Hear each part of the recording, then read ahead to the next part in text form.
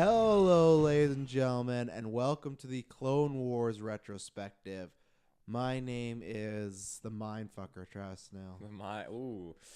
I just watched Get Him to the Greek, so it's like good movie. mind trick, mind fuck, good movie. Russell Yep. Brand.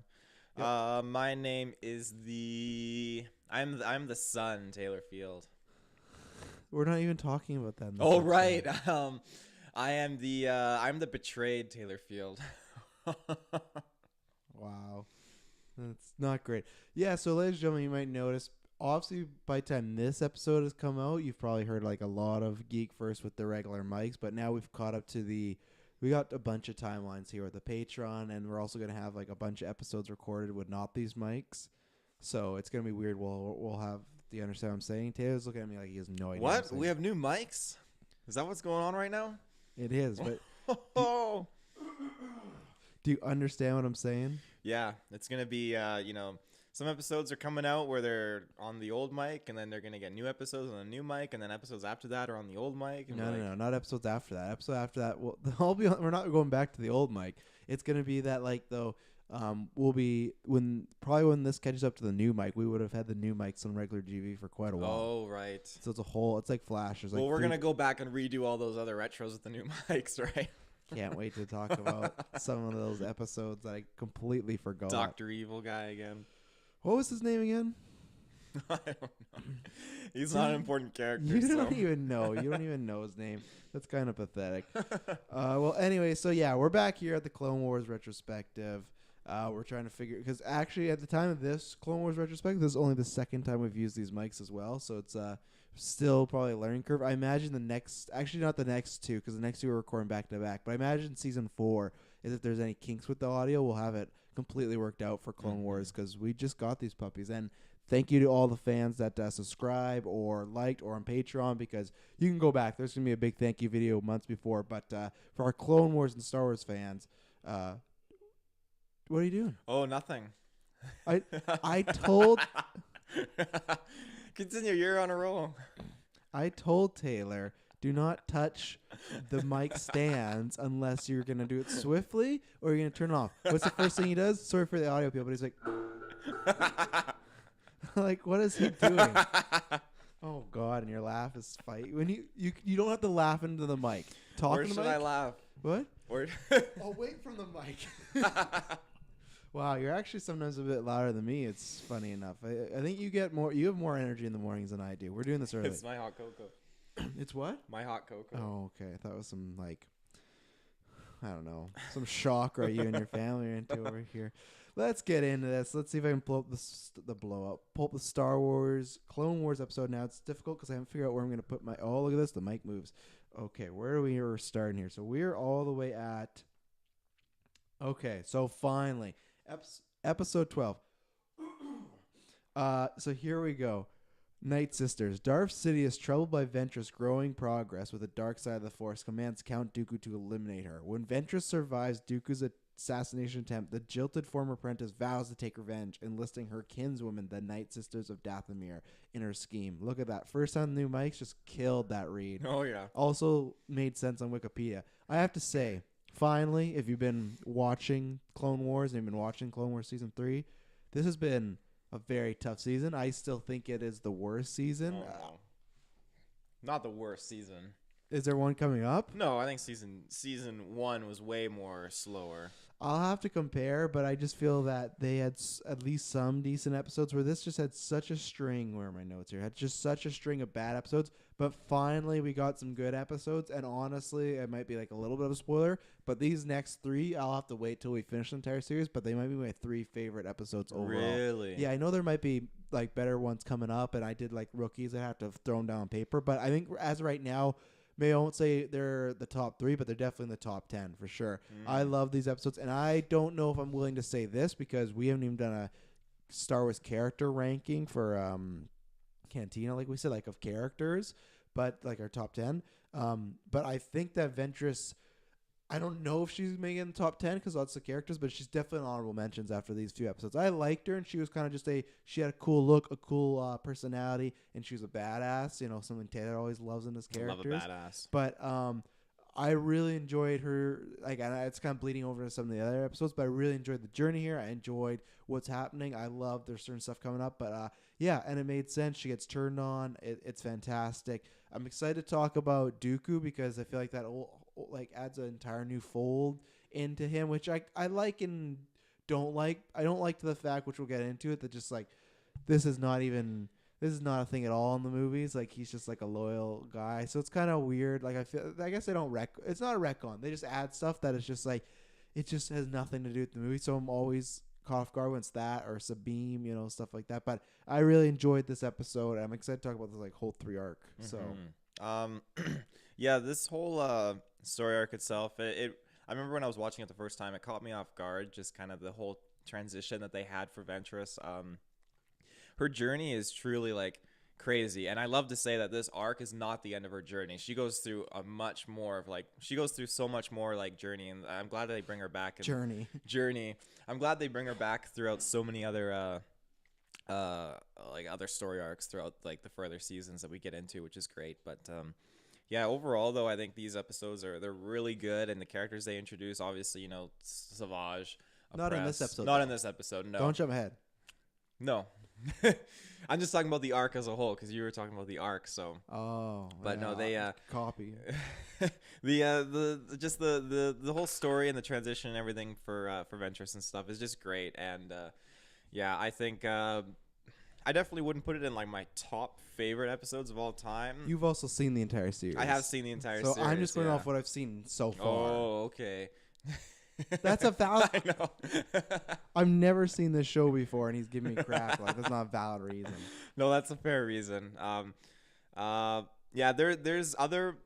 I mean, for me, there's other Ventress arcs that I enjoy much more, but this one is just definitely really good because I think it just, as Kirkland would say, he loves that, the Sith betraying one another, and he loves that whole aspect of like Sidious freaking out. Obviously, shout out to Kirkland. Yeah. But it was a good demonstration of how the Sith, act, and like, oh, you're getting too powerful, so just go pop your child apprentice or whatever. I can't remember. Was this the episode where they showed her as Ventress as a Jedi Padawan and her master? Yeah, they do the whole flashback because I have questions about they have like that witch ceremony sort of. Yeah, that totally threw me off when I first watched it. I thought that was young Dooku actually like as a Jedi Master with Ventress as a Padawan, but I thought no. And he gets killed. Age difference doesn't make sense. Yeah, he gets killed, which is one of the set-offs. I realized, okay, it's not Dooku. They brought him back. Who was, because do you have any overall, or you want to get into some? No, we can get into it. So, because I want to start with that weird like ritual thing, because that for me is definitely something for my fandom a little new in Star Wars. Like, kind of like, I know they're all kind of magic in a way, but like almost like witchcraft going on. First of all, how do you feel about that in Star Wars? Because I feel like also in this 3, and then definitely in the next 3, the next episode, stay tuned, there's some wild stuff introduced into the Star Wars canon that this one I'm kind of fine with. There's other stuff that I'm not a fan of, which we'll get into, but I think it's still, I was fine with it, but it's pretty close to bordering on a little too not in this genre. As far as I'm concerned, I mean, maybe my influence has always been a little, different with like this kind of magical force aspect. From the books I've read, and even the games like Star Wars Forces of Corruption, I've kind of had. Like they've tackled like Dathomir and Nightsisters in that. I don't even know if that's a real game or Taylor's just making it up. I trust him, but like I've never heard of it, and he could just easily be like. It's an amazing Star Wars. What game. was it? The Forces of Destiny? No, Star Wars Forces of Corruption. Star Wars Empire War Forces of Corruption. It's a strategy game. Forces of Corruption. Yeah, okay. But they tackle a little bit of like the Nightsisters kind of like area and like Dathomir and all that kind of stuff, which is pretty cool. But so my knowledge of this is not a complete surprise when I first saw it, and even in the books too and such, they talk about how you can use the dark side to really kind of manipulate and do very brutal things. We've seen it like in other games like Knights of the Old Republic. The dark side of the Force, what it can do. It can keep you like those Sith Lords alive that are just broken into tons of shards and stuff like that. So it's just sometimes ridiculous because yeah. I just feel like isn't that just a way you can keep anybody alive? Maybe, but I mean, there's different ways of being alive forever. There's good ways and there's bad ways. I don't want to be broken in a billion pieces. I want to go the way the Force goes, Well, not if you're Sith, though. Well, as a Sith, I don't know. I don't even know how they really do live forever. They just get so angry that they can't die. Darth Maul got cut in half, and But he can was still live so forever. angry that he didn't die. Anakin was so angry he didn't die. That's ridiculous. But yeah, it wasn't a huge shock to me, basically. So I wasn't too upset with the kind of like mystical powers and stuff like that. I think, it's very fitting. You have these people, this cult that kind of specializes in manipulating the Force to bend it to their will and do dark, disturbing things. And yeah, it wasn't this episode that we saw Dooku come to them for a new apprentice, was it? No, that's how this The episode next one? ends, which I wanted to. So, honestly, because you try to do your best not to spoil these things, and you were hinting at, because I was talking about why this whole, Asajj Ventress and everything like that is around with the Rule 2.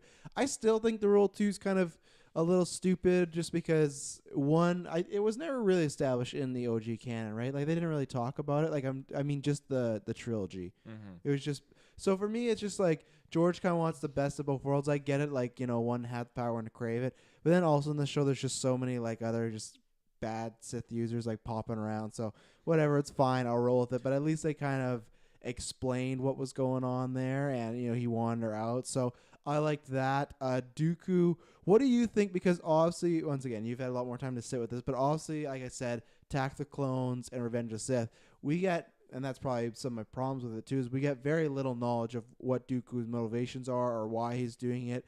How did you feel about kind of like the Obi-Wan getting this, like he would have left the Jedi Order if she asked him? How do you feel that you're supposed to almost take it that almost during the entire Clone Wars, Count Dooku was trying to overthrow Palpatine? Because in the movies, that's not the case. And even with Darth Maul, he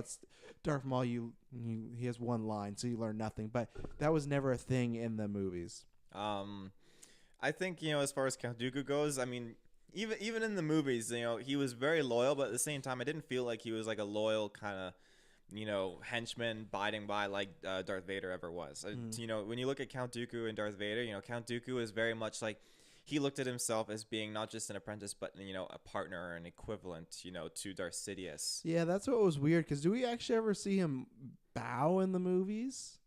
Because I always got that vibe too, but in the Clone Wars, and that's why I'm trying to sit with, I don't know if I like it or not yet, but he feels a lot more apprenticey, and he feels a lot more on the lower tier, where I always felt that even they say like Count Dooku didn't get the yellow eyes because he wasn't a true Sith. To me, it was just like he was joining the Sith just because they kind of would help him with his cause or what he believed in, right? Where the show kind of portrays it more that he's more into like the Sith lore and the Sith history and stuff like that. So I still am figuring out how I feel upon that. Yeah, I personally, I don't think that Dooku ever had any, foresight to, Anakin being a new apprentice. I don't think he never, like, I don't think a Sith ever sees himself as being replaced in that sense. So I don't think, Dooku ever saw himself, getting killed by Anakin and, being replaced as a Sith. He obviously, he knew about the Death Star. He knew about all that stuff. So he obviously thought that he had the plans. He had the plans. So he obviously thought that, okay, I'm going to be,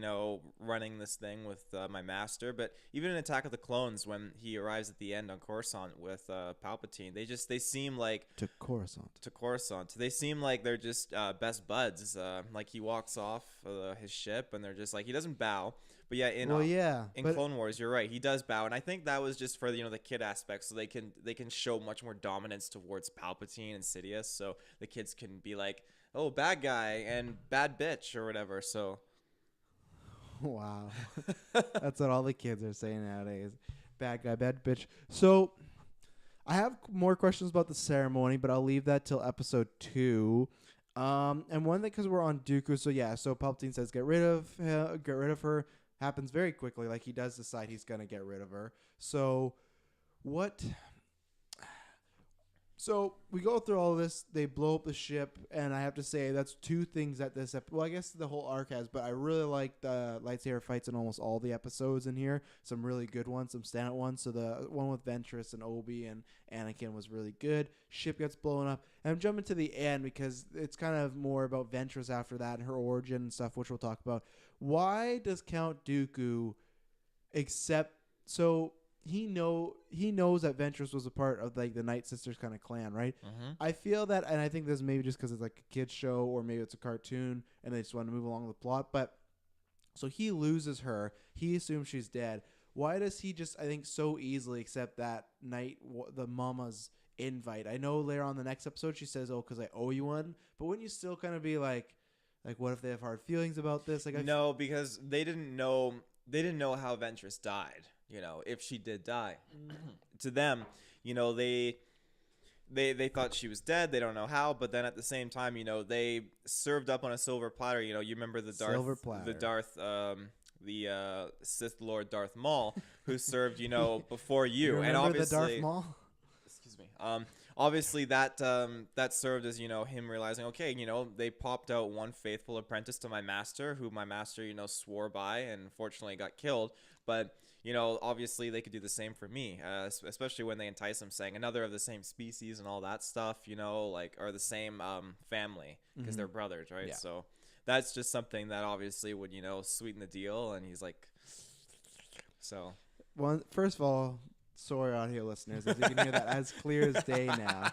And second of all, Count Dooku never did that. So let's get an Obi-Wan and Anakin. I guess that's another reason I'm sure you loved it. And yeah, Kirk and I love them. These 3 episodes are like very Sith-centric. I feel like Obi-Wan and Anakin are just kind of around to react to stuff, which to me was completely fine. So you get into Ventress. How did you feel, especially now that you know it's not Count Dooku, how do you feel about Ventress's origin and her story? And also answer me, who was the first guy that took her? Oh, I'm trying to remember now. I thought, if my memory serves me right, I thought it was these pirates or bandits or whatever that took her, and then the Jedi saw like that a big face and whatnot. Yeah, but she called the Master still. So at first I wasn't sure if he was like Jedi Sith. Well, they I never used. I thought she was just a slave at that point, and Fair enough. then obviously that whole ordeal happens, and the Jedi intervenes and sees that she's Force sensitive and takes her on as apprentice. Which I thought, you know, she's way too old, but so. How does it, I guess, because I guess it's a little bit different in the show, but I feel like in all the movies, I don't know, I guess not, because Anakin, we don't see him I don't know, it's tricky. So what I'm trying to get at is like, we don't really see him use the Force at all in Phantom. Hang on, I know some people say either the tread run or the pod racing, but I mean, like, you don't see a physical, that to me is like in their soul, right? And it's just pouring out, but you don't see him, you know, move rocks, force jump, pull a broom to his hand. Yeah, broom kid, the OG. But then I was gonna say we don't really see that, but then Rey just kind of does that in Force Awakens, where she does the mind trick. Maybe it's like a puberty thing. But then, so like when you're older, you can. But then when it's older, it hits you, because she got. Well, then that fits with Ventress, and you're saying she's too old, then right? It hit her. True, yeah. I agree. I don't like when people aren't trained that they'll just force, and because I never still liked that with Rey. I still I understand people's problem with the mind trick of like how she's supposed to do it. It's the same thing of like I could understand her hearing stories about, but the fact that she could just do it in 2 tries was a little bit like not the greatest, you know. Yeah. Like so, I agree with you, but I don't agree on the age thing. I agree that. But I think they just need something quick to be like, oh, she's gonna force put something. Then the Jedi's when like, I said age, though, I meant that the Jedi wouldn't take her in because she's too old. They took an Anakin. I know, so I guess they're just breaking the rules at that point. They're the biggest hypocrites in the world. They're the worst. Jedi need to die. I stand by the fact, though. Right. I think that Anakin definitely used the Force in the pod race. I think there's those scenes, and when he's looking at, you know, like he's just so composed and he's in his element, and you can even see Qui-Gon like with his eyes closed, massaging touching Smee. Yeah. Good, Anakin. You win that race.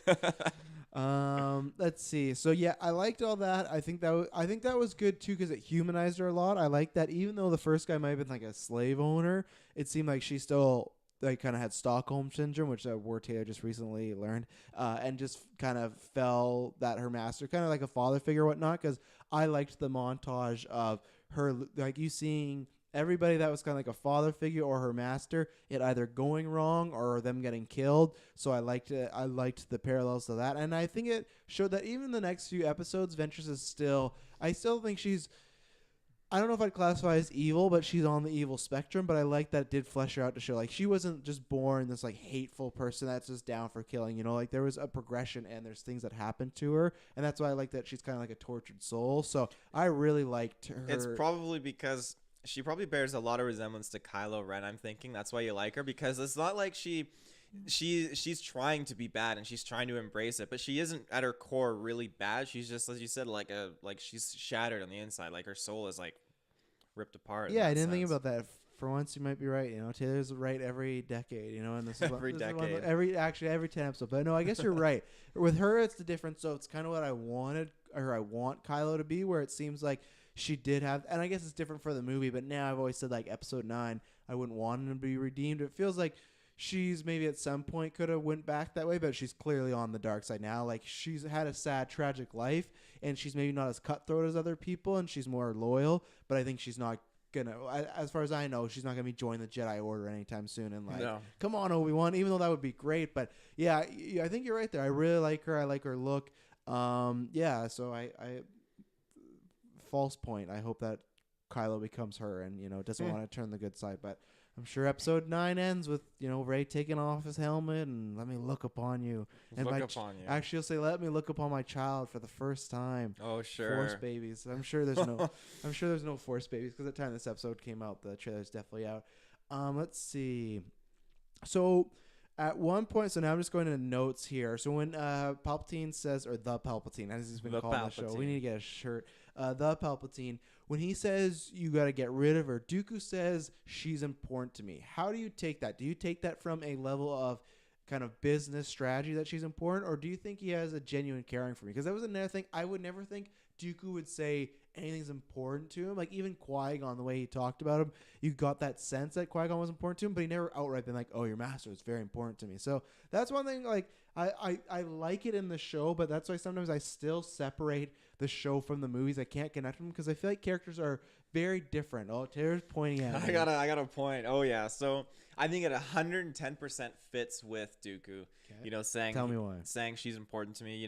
Even with wrong. Let's move on. On Geonosis, when he was talking to Qui-Gon or Obi-Wan, those bug. Yeah, he was going into detail about talking about Qui-Gon, how he wasn't just saying that to tempt Obi-Wan, but how he's saying, I wish Qui-Gon were here and all that. I think he was genuinely serious that he wanted Qui-Gon to be there. Because I agree. Yeah, so I feel like, these characters that, he has taken into his life, I think are genuinely important to him. Yeah. And I think Obi-Wan especially did share an importance to him, too, to a certain degree. Because, it was Qui-Gon's apprentice, and he probably saw a lot of Qui-Gon in Obi-Wan. But it's Obi-Wan like a grandchild almost, right? Yeah. Because it's like, obviously there's who knows midichlorians, but it's like, if Qui-Gon's not a Jedi, there's a chance Obi-Wan is not the Jedi is, right? So he feels some responsibility. My thing is not that he wouldn't feel that way. My thing is, I think that's maybe because the simplicity of the show.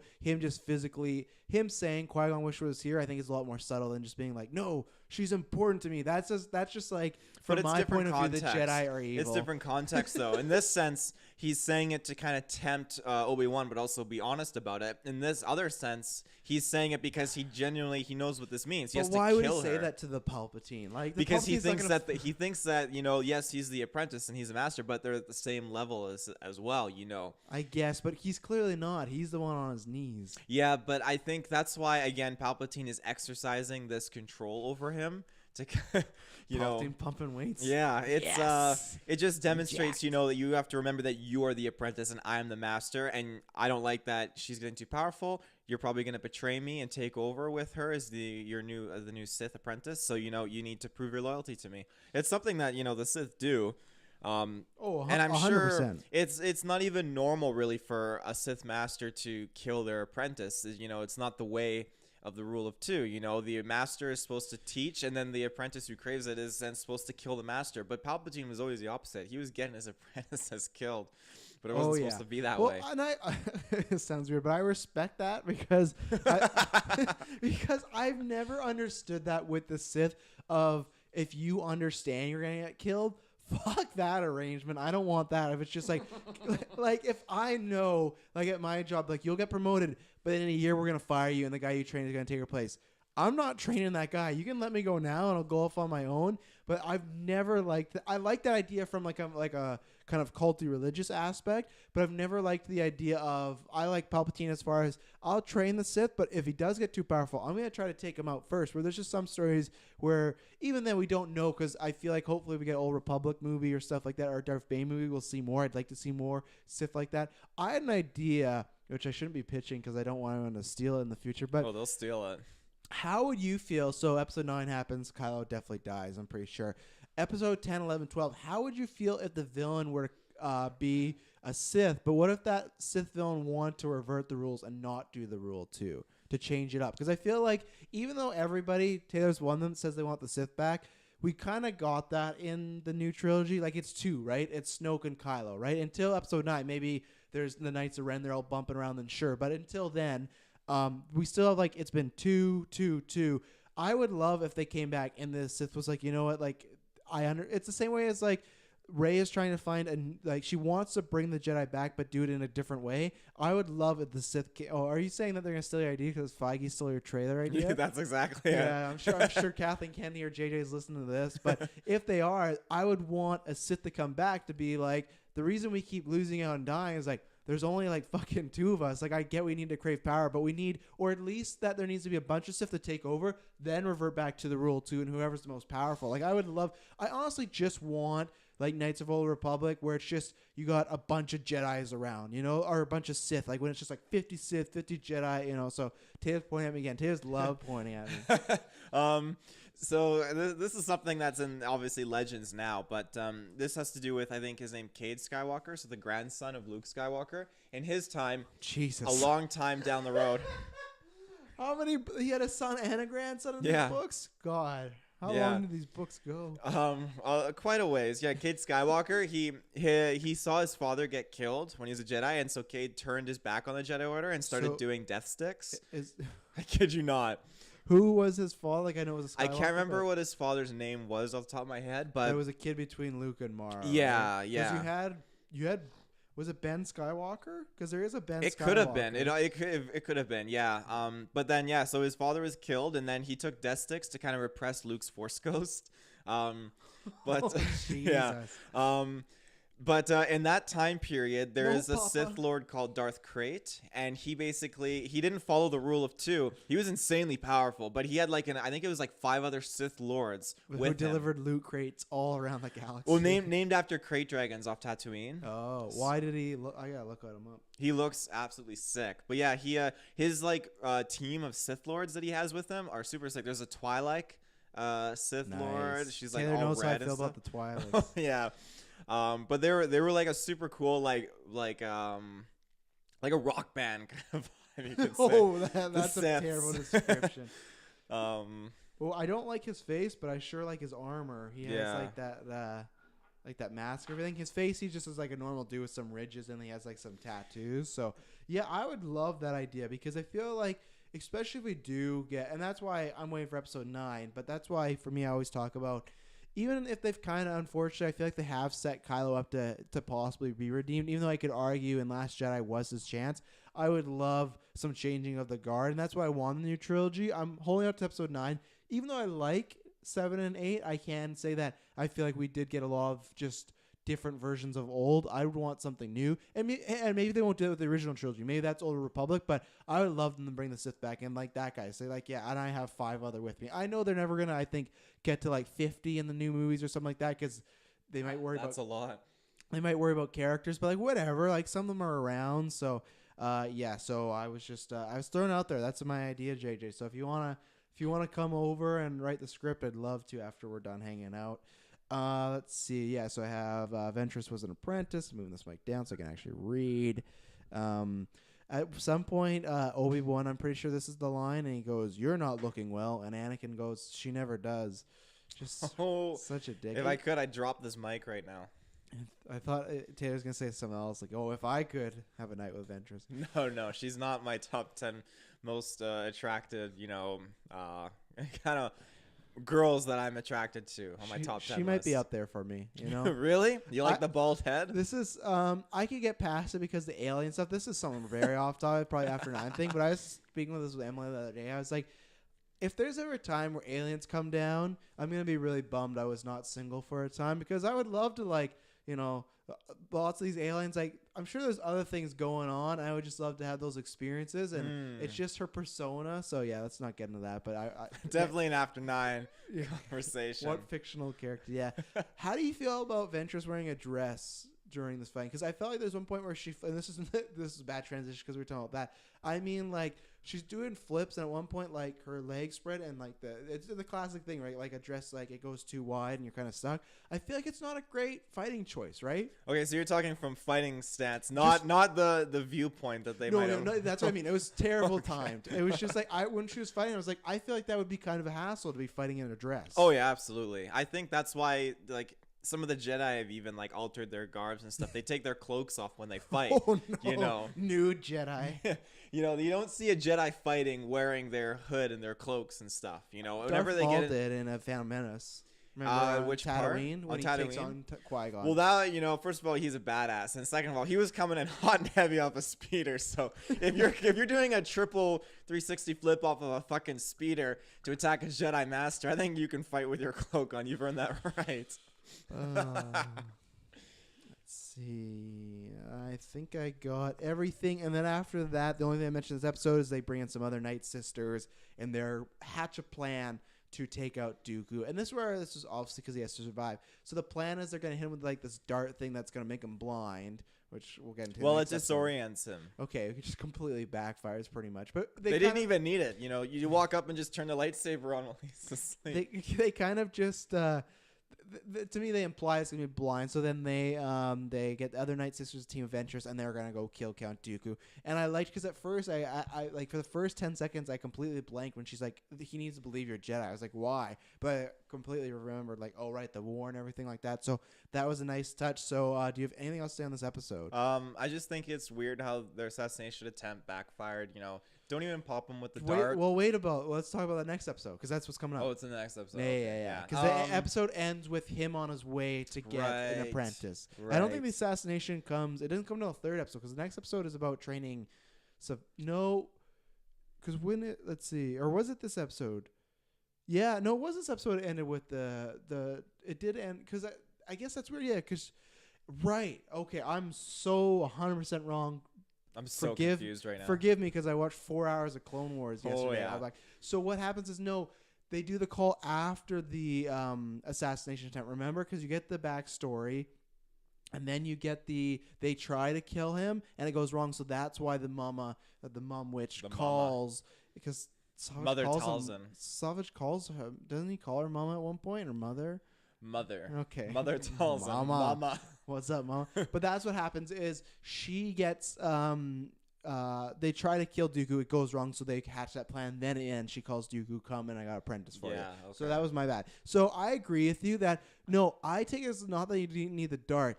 These witches look like they're clearly, they're definitely from The Witcher. They're clearly got a lot of power, especially next episode. They're making Savage oppress the Hulk. Why do they not own a dart that can simply just poison you or kill you? And the battle's won. They should. They really should. This whole disorient them and then kill them. I guess the idea is maybe they're like, we don't want to poison him because people would say it's not the Jedi way, but poison him and then go stab him. I don't know. I guess that's maybe the way. Maybe they have blood tests back there. But I thought, or there's isn't there a dart that could paralyze a person for 5 minutes? And you just walk up and you make sense because now I think about if the attack gets investigate afterwards, you want it to look like a Jedi attack. So I guess maybe you don't want to poison because it could be detected. But paralyze it's not the Jedi then. way. Even that would probably be detected. There'd be some form of his nerves being shot or something. I don't know. You could probably tell he's paralyzed. So, but even at the end of the day, who cares? If you get him fighting, if he has a temporary inhibitor that's inhibiting his force abilities, and then he's able to fight in combat, and then it shows he's defeated in combat. Then it looks more like, okay, this was a Jedi attack, because there's no evidence left behind, nothing left in the bloodstream or anything like that. So another good lightsaber duel as well. That was both. I've misplaced it, but him taking on all three of them really worked for me because him being disoriented, he even goes I don't need my eyes, but I still take it as that. And also at first I was like, I feel it's a little, it's not the greatest that he can just take on these three, but I did tell myself that those two other are not kind of Jedi/Sith trained, right? They're just warriors, and Jedis are always better than warriors. So there are times where Dooku's fighting Ventress, and those two are just standing waiting. You could easily, that's always been my thing. Why don't all three just at the same time? But fair enough, they're scared. So, do you have anything else on the Nightsisters episode? I had something. I think whenever there's a time, a Jedi or Sith is they're like, I don't need to use my eyes. You they have, love that. I'm fucking not churret.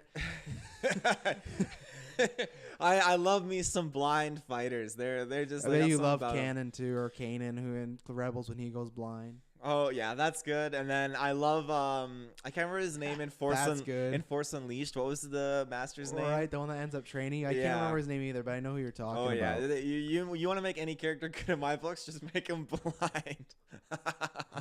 I'm gonna give the Nightsisters episodes the big old 2 thumbs up. I'll give you 2 thumbs up. Okay, now we're on to Monster. With the results of Ventress's attack on Dooku as a failure, Mother Talzin. Talzin. Mother Talzin. It's not that far Talzin. off. Talzin gives Dooku a new apprentice named Savage Opress. Or Savage Opress. I think it's... I don't know how... I think it's... I think it's Savage, but I think Savage. they spelled Savage on purpose. Because that's to how be the like, mother called it, Savage. Yeah, Opress. but I feel like it's supposed to be like, Savage Opress, who is the clan brother of Darth Maul and secretly controlled by the Nightsisters. This was another great episode. This had caught me off guard because the first little bit I had no idea what the fuck was going on, because all the things I've seen of Savage Opress is he's a big tanker dude. So when he was a skinny, scrawny guy, I was like, what's going on? And not that Darth Maul's a huge guy, but I was like, what's going on?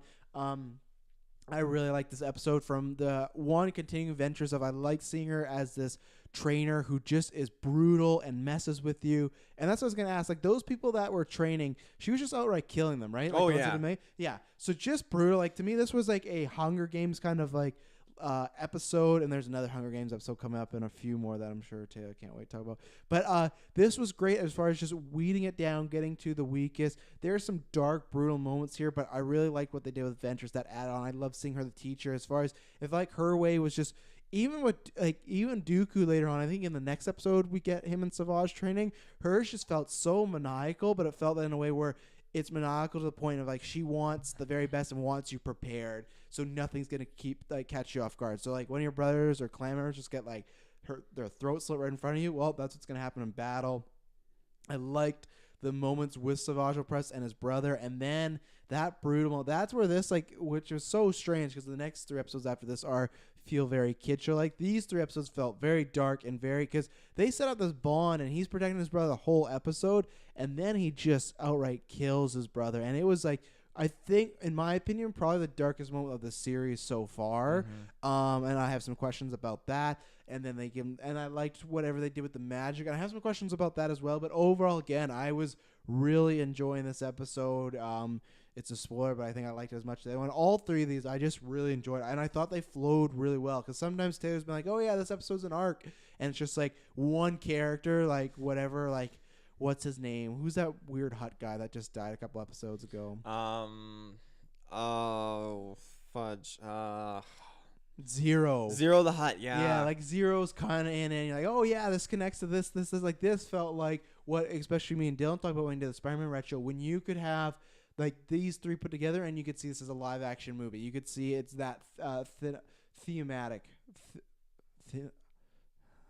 Thematic, yeah. Okay. I think I was losing the M. But yeah, really liked Monster. Yeah, this was a great episode. I loved it showcasing the fact that, the males are not the dominant, on the planet. It's the females. Mm-hmm. I never would have thought that I can't remember. No, they're not Zabraks. They're different species. Talzinians. But no, I think that it was very cool. The females look very different from the males, but in some, I guess they bear some resemblances. But so is technically Ventress the same race / breed as Darth Maul?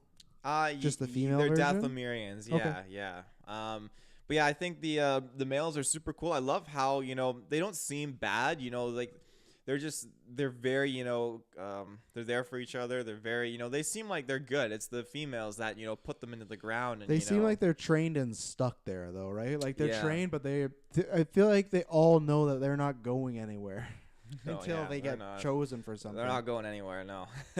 or 6 feet under. But I think they get chosen as like a mate in that sense. I think that a female will come around every now and then and be like, "You're my mate," and then they go off and they make force babies. I would have loved. First of all, that's not what a force baby is. Second of all, I would have loved that back in the dating scene. You know, Oh my you have to like fight people to show. Would have been great. But yeah, the whole training session and everything was fantastic. I loved how Savage was kind of like dishing out orders. We got to do this, but some people just they couldn't keep up. And Ventress was she was ruthless. She was popping off on all these people, and the different training sessions were really, really like interesting and each very unique. I like the end when they're all standing around and she just runs past and slits one of their throats. And they just drop and they're wondering what to do. And I don't want the death portion of the dating round. No, definitely not. But the when it gets to the end and they actually like do like the force dark force magic abilities on them, it's nice because I like how it's a bit of a foreshadow in the sense where you can see that all these characters when they're made, they're all loyal to Mother Talzin. It was supposed to be Savage loyal to Ventress. I was gonna ask that because obviously that happens in the next episode, but I'll wait for that. But he is very loyal. I guess my more question is about her in a sense. Like, she's like she created Savage to help Ventress, right?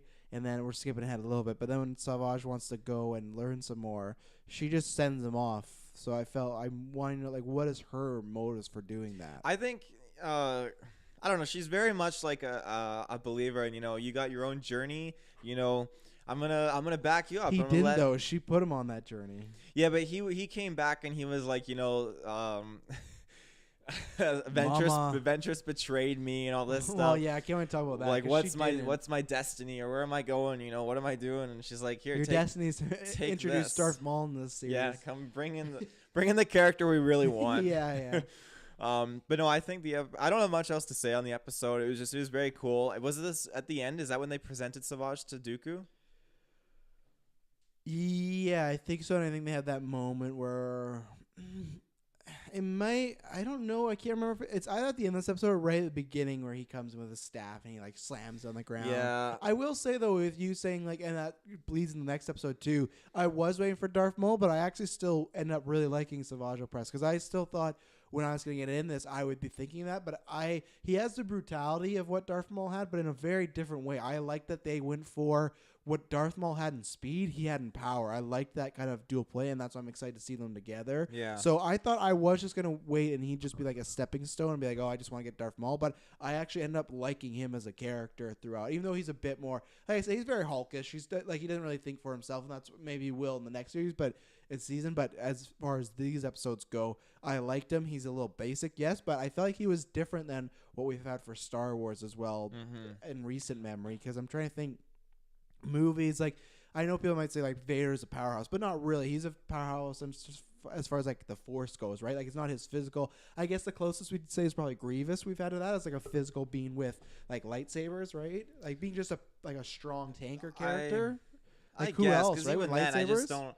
Maybe I'm just thinking of their body types with each other. I don't feel like he's like a tanky kind of character. I feel like he's pretty powerful though. He can just like break through glass pretty easily. You know, he has lots of muscle going on. That's a hard one, I guess. But I don't think there's too many. Let's see. So yeah, we talked about Ventress killing all those people. Let's see. At first I definitely was afraid, like, okay, like, are they gonna give him a lightsaber? Like, he just has the staff or whatever. So I'm glad they eventually do, obviously. But because that's in the. Let's see, next episode. So, okay, so here's some 2 questions. What exactly does this ritual do? The one that because he's regular Savage, and then they make him into Hulk. Like, what does that do? A part of me was thinking, like, I don't even think that it actually... I don't know if they were all Force sensitive. I think it actually, like... whatever this Force is, I think it actually gives them like more Force sensitivity. It does something to them. Well, that's what I was gonna ask. Because even then, if they have no Force, does it just give them the Force? Because I guess technically, if you ask George Lucas, I would imagine everybody has a midichlorian count, right? Yeah. This could just be low. So does that amplify it? And if that's there is something like. I can't go into it because it'll be a spoiler, but all I say is what is given is like when give back. Yeah, in that sense. Return the favor. Yeah, like, so you'll see what I mean when we actually get to that episode. I actually trust Taylor because he was right on the Dooku Apprentice stuff. Because for so much in our lives, Taylor's like, oh, just you wait. It'll be explained, and then it's explained or the opposite. I think I said at the end of every episode of this. You did, so you're right there. Okay, so fine, you have that, and maybe this will be tied in that. Why? Because obviously Ventress gets... Why is Ventress and her fighters not turning into like Mega Hulk people as well? They didn't have that that force magic thing done to them. I think they Why can not, they though? can manipulate it. I think Ventress was already born like really like force sensitive, and then that's why she was taken away by the pirates and all that stuff. And I think that But why her wouldn't you get sisters, the her, muscle enhancements and everything like that? well, It'd be huge. they don't need to do it to everyone, so why should they? They had to do it to deliver an apprentice to Dooku. He wants someone to rival up what Darth Maul was, and so they presented that to him because Darth Maul didn't even have any of that done to him. No. He was just provided as an infant or whatever, I'm assuming, or a young stud to the Palps. The palps. So And then my last question is: so that moment when Savage kills his brother, like I said, great moment. Is that Savage or is his mind kind of wiped in that situation? Because I don't think they were very clear, and I couldn't understand. Because that's one thing. It is a dark moment, so I guess I could just take it as Savage is a very dark character. But at the same time, I don't think they didn't set any of that up in the episode, right? So it's like, why did he kill him? I think it's definitely because Are you on the headphones on? You don't have to have them on. It sounds good hearing it. Yeah. That's what Briggs saying. He didn't plan on it, but then once they're on, they're on. So I'll have to bring my own pair next time, though. No. I definitely think it wasn't part of his plan at first, but that being said, I think he felt good, when yeah, his plan kill brother. Yeah, I don't think that was. well, part of when you go to the gym or whatever, and then you just get so jacked and you come out and you just feel like you could kill your brother. So I think that's how he felt. Yikes! I've never had that one. I've never had a brother. And Not with your Michael Snell the second or whatever. I've kind of disowned him as a brother, so that's why when I say I don't have a brother, I don't have a brother. I don't have that beast of a brother who's just talking about lies and whatnot. But I've never had that. So I have had that feeling to want him to kill him. So there you go. Fair enough. Okay, that's all I got to say. Oh boy. Let's see here. What are we at? Witches of the Mist. The Mist. I don't know why I couldn't read that word for a second. With Savage Opress connected to the Force, he is sent out by Dooku to capture King Katanuka. Remember the first Clone Wars episode No, we watched? I don't. Where remember Yoda and that. Ventress had to fight for the King Kaduko or whatever guy. He Nope. was the Republic credits, the flappy wings guy at the beginning. He has the elephant trunk. Kind of. Yeah, it was Yoda and 3 clones in the very first episode against the droids. I'm kind of barely remembering it, but I wouldn't remember that if you had told me. Oh, okay. Yeah. Yeah, it's the same king of Toydaria. Oh, so poor him. Where he meets Obi-Wan and Anakin, sent by the Jedi to search for Savage Opress as he murdered 2 Jedi. Opress escapes and is punished by Dooku for killing Kanutu rather than capturing him. Meanwhile, Talzin tells Ventress to attack Dooku after these events, but the attack fails when Opress goes in rage after being confused between his loyalties to Dooku and Ventress, and also when Obi-Wan and Anakin interfere. That's a lie. All remain unharmed. Savage returns to Mother Talzin, believing Ventress betrayed him, and is sent to Talzin to look for his long-lost brother, Darth Maul, who, that's a very weird statement because he was not long lost at this point. He was just his He was dead gone for 10 years. He was his dead brother, though. I don't consider my grandfather... But Mother Talzin knew that he was long lost. I guess. I don't consider my grandfather, because he passed away in 2003, to be long lost. Yeah, but if your clan Mother Talzin comes around and says your long lost uncle, you can go find him. You're like, oh shit, really? Okay. I'll take this amulet and it'll glow my way to where he is. Long lost definition. What did you think about this episode? And then I'm going to get back to you about the definition of long lost. I think it was good. I think Savage totally fucked up. Again, it adds to his character. Were you supposed to take the King Tatuko or whatever, Prince T'Challa or whatever alive? Not T'Challa. He totally just flat out just kills the guy, and then for some reason thinks, yeah, I'll just bring the dead body back to my master and it'll do. It's like when you throw a toy, like a stick out for a dog, and they come back with like a dead skunk or a squirrel or something, It's a and good comparison. their tails wagging, and you're like, no, I wanted the stick, not this dead fucker. What are you doing? So that's how I see that as. He's like a dog, a big, buff, husky, like pit bull, bulldog, or whatever. So yeah, but overall, I think the episode was good. I like how I don't know why they said the confusion with Obi-Wan and Anakin. They got there to the very last moment, like what's going on? You Yeah. know? Yeah, all throughout these episodes, they were really just kind of on the rebound of like reacting and everything, like I said, and that's fine to me because I like how they were used, and I like that it was more about the villains going on. So yeah, I did like that he did bring back his dead body because it was just showing that like one, clearly he's still not all there, whether it's him as a person or after going through these events in the like that ritual, he's not all there, and two, it's just like he doesn't understand, like he is just so brutal, and that he's gonna be like, well, if I can't catch him, and just the way he kills him, just like a fork choke, a fork choke, a force choke into just like, or force, like, I guess it's a choke, but a force choke into like a force breaking of his neck. So it's so quick, it's a Yeah. it was really well done. I like that. I liked the fights that he had. I did find, I get it that they were trying to say that how powerful he was. I felt that he maybe took over that castle or whatever a little too easy. Again, I really liked this episode. I think this was, I think, my least favorite of the three, but I think it ended very strongly. So I'll get into that. But yeah, I thought he took over that castle a little too easy, especially because he just had a staff.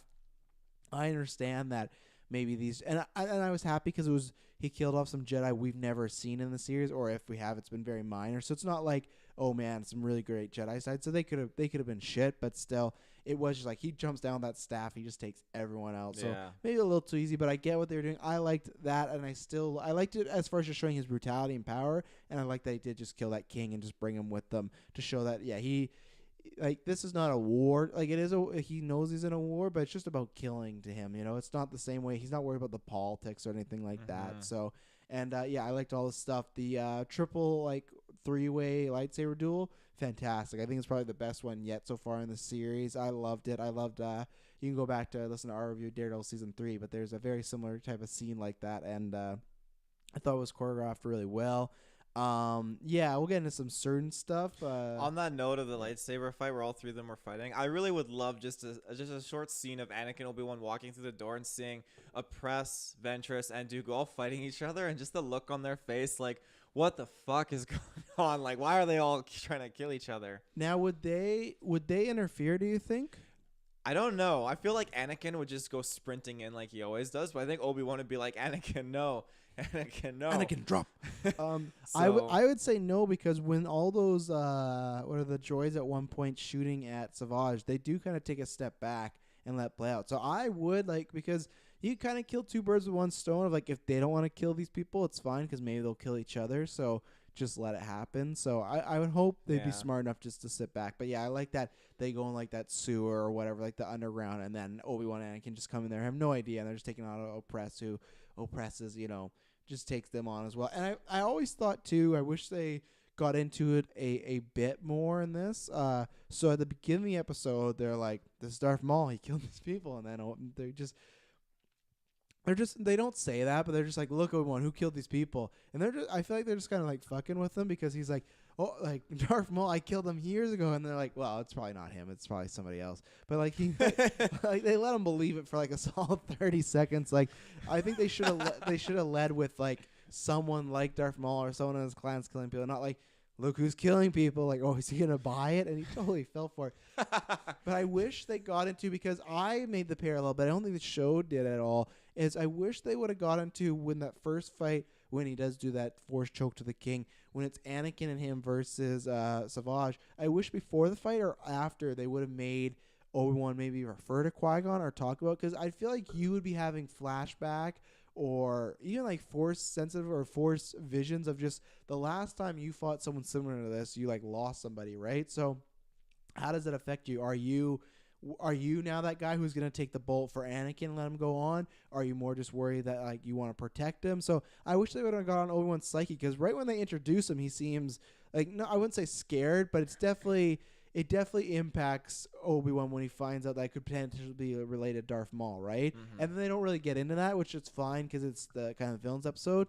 But I wish they did, because we don't, as far as maybe it'll happen right now, but I imagine the next time we see Savage, he might be with Darth Maul. So it's like you'll already get that, like, maybe they'll talk about, but I wish there was a few more character moments with Obi-Wan where he could have been a little worried or been like, I've been here. Like, I would be scared if there's the brother of the person that killed, my master. I'd be like, oh man, I've been here before, and like, what do I do? It's like clearly he could take you out. So I felt like that was kind of a missed opportunity.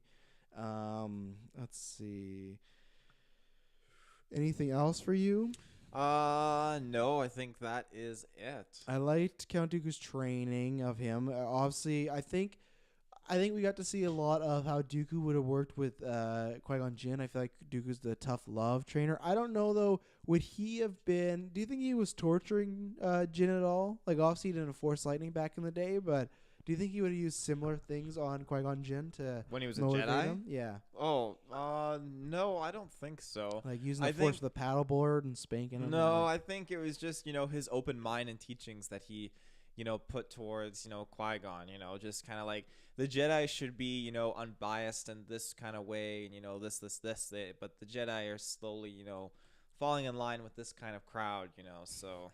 Do you feel like he was a tough love trainer though? Because I feel like he's still, even though he wouldn't be torturing people, I feel like he'd still be pretty hard on you when he needed to be. I think he would be, I mean, it just kind of fits with Christopher Lee, some Sauron, his mentorship over Gandalf, kind of. Saruman, yeah. Similar names. Scrub mistake. Yeah, I think he could be, firm at times, but also a bit limp at the same time. Those were... I don't know if those are the great words to put together. So okay, I guess I'll ask you this one. It's probably just the obvious. Sorry, fans. What does Savage Opress just have a double-bladed lightsaber just because Darth Maul has a double-bladed lightsaber? What is that noise I'm hearing? I'm hearing springs go off. I moved it because we on our new mic stands we have this thing where you have to twist it and tighten it up. You see it right there? You don't need to touch it. Okay. But, like, the reason was it was pointing out by my knee, so I pushed it in so my knee wouldn't hit it anymore. But okay. Do you think he just go... yeah, like, little, like... That's like you can whisper to the fans, like, hey, how you doing? Like, and especially for the people that don't have headphones, they're going to have no idea, so it's great. The entire time someone could be talking, just be like, they know nothing. I don't know what they're talking about. Did he just have double-bladed because he's Darth Maul's brother? I don't know. Because I feel really like don't know. I feel like a double-bladed lightsaber. To me, the most iconic people have it are obviously Darth Maul, and then you got Bastila. I feel like those are very skilled, quick fighters. I don't feel like maybe Opress could be skilled, but I don't think he's quick. I feel like he's all power. So it was kind of I understood when he had like the double blade and he was just using the one because I'm like, you got big hands, but maybe that's it. But it's just that I feel like I feel it's weird because I feel like they want him to be a Darth Maul stand-in, but then in the episode they're like, well, we're bringing Darth Maul back, that's right? why it's weird. Like, he's definitely not fast and agile enough to be using a double-ended lightsaber. He's definitely like... My brother did this. I'm gonna do it. His, like, brutality and stuff, I guess I would kind of associate him more with Darth Vader in that sense where, like... And maybe it's because, like, in Star Wars Rebels, some of the Darth Vader fights, like, he's just... fighting Jedi with one hand, like his lightsaber in one hand, his weak hand. Wars of attrition. Wars of attrition.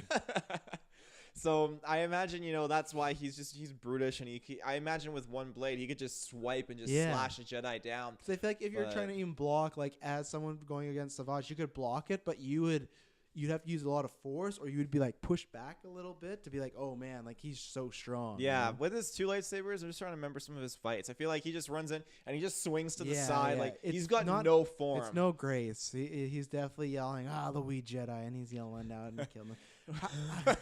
How did you feel about him saying Ventress betrayed him? Because I feel like that was very overblown. Ventress definitely spoke down to him, but she didn't betray him. She never took a swipe at him. When you become, when you follow the dark side, everyone's betraying you. When Anakin Look at fell, Anakin. He's like, if you're not with me, you're my enemy. From my point of view, Jedi are evil. So I did laugh. I get what they're going for, but every time Savage stood up, he just got Force lightning, and it was just like a running joke. Yeah, when I was watching that with Madison, I'm like, he got Force lightning twice. I look at Madison, I'm like, how much more bet he gets it again? And he did. I'm like, how much? He got it like 4 One more times, time. man. Oh, more, like at least 6. I'm like, how much you want to bet he gets it again? And he does. Every time he gets up, he just. Like, there's a time you need to know just to stay the fuck down. Yeah, I liked that because they were trying to get to the point where he was gonna turn on Ventress or like be concerned because he's in need and he's hurting, and she's just like, "You fool! Like you're failing me." So Well, he was. he was, but why didn't Dooku ever try to do that with her too? You know, like it felt a little strange that like he was just force lightning Savage. You know. Well, I mean, I don't know. I was laughing too hard at that to really think much on it. I know you were. That was so funny. Oh my god. I would give. It's tough because I'm trying to think. I want to give this one a 2 thumbs up because I will give it like a like a one. I don't know, like a 175. Is that a thing? I don't know. Like arc your thumb. I don't know. I'll just give it 2 because the only reason it was down low was just because I feel like they missed an opportunity with Obi-Wan. But I'll just say that I'll wait because maybe they'll do more of that in the future when actual Darth Maul's there, and maybe he'll finally realize that. And it was more the villains episode, so I understand it. I really enjoyed it. I thought it was great. You get to see Dooku training, that 3-way fight, Darth Maul reveal. Also, I knew he was alive, but I think they did in a good way. Yeah, so I'd give it 2 thumbs up. I'll give it a 1.5 thumbs. It's a good episode, but not overall like tons of stuff that I super enjoyed. But I mean, it was definitely really, really good conclusion to the kind of story arc they were going for. I didn't even realize that how the Jedi just totally just throw Obi-Wan under the bus and like, all right, you told us you killed this guy. Oh yeah, just such a dick play. The Jedi are awful. Actually, Luke no. was right. They need to end. I'll bump it up to 2 thumbs up. Actually, that lightsaber stuff or the Force lightning stuff, that's an easy 2 thumbs up for me. He's giving it 2 thumbs up for the meme. Great. Yeah, that was just being able to just call out like he's gonna get it again, and he did, and again. To call out, you've seen it before. What? You've seen it before, so of course you could call it. I know, but I totally forgot about that moment when I was watching it with Madison. It was just like a totally fresh like rewatching for me. Every time I watch this series, it's like I'm watching it for the first time. So this is like my 7th watch through. Jesus. Taylor, where can they find the rest of these episodes and all the other great content we have on Geekverse? Well, ladies and gentlemen, you can find us. Don't. Yeah, that's so good. You can find us with your internet connection in the search bar on Facebook. Type in Geek What?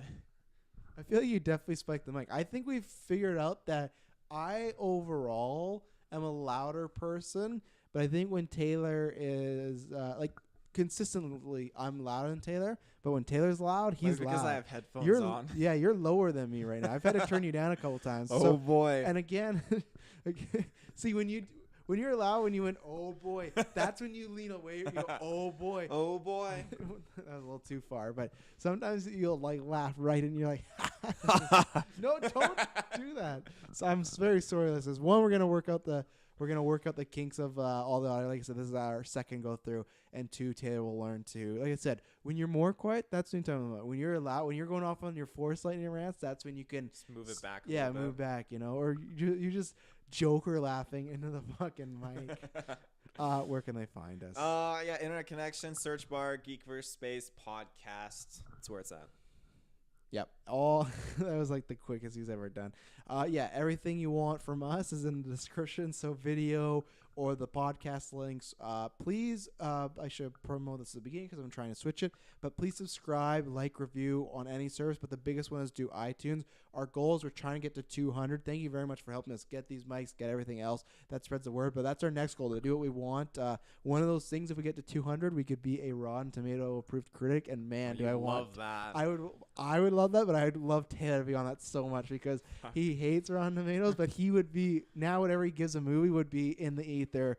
Like, but that's good for you because like all those movies like Assassin's Creed, you could give a positive review and boost up that percentage. 5 years later, you can still do it. Yeah, I guess so. Yeah, Taylor will go ham. He's gonna go to every movie. He's like, oh, it's Rodney. I'm like, I need to put another review. No, Suicide Squad, everything. Oh God, but yeah, 200 reviews, that helps us grow as well. It helps us climb the charts. So if you can't go to Patreon, that's where you can get episodes like this early, and you can't give $1 or $5. That's all we ask is hit the subscribe and give us a review. It takes less than 2 minutes. So thank you very much for tuning in. We'll be back. We're talking about Mortis coming up here, and boy, what a wild few episodes. So thank you very much. May the Force be with you.